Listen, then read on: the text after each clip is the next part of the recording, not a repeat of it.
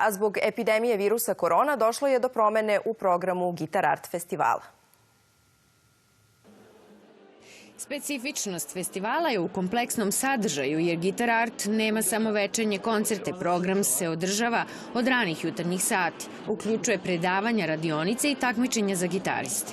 Mi nastavljamo regularno naše programe, zašto se nekako uklapamo i tekako brojčano do tog broja 99.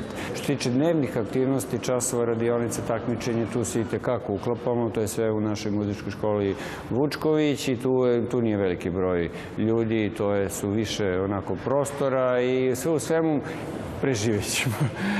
Klasični program se nastavlja. Što se koncerta 40 Fingers tiče, događaja koji je privukao pažnju velikog broja publike, on je pomeren na 20. maj.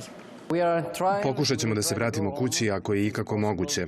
Proveravamo da li su prohodne granice, razgovaramo sa ambasadorom. Želimo da otputujemo odmah, ali ne znamo da li izvodljivo.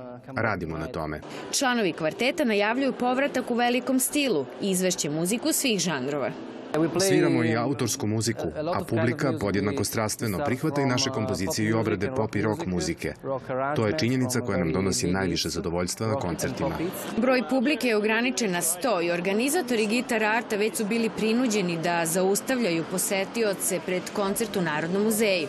To je slika po kojoj ćemo najverovatnije pamtiti ovo 21. izdanje Gitar Art festivala.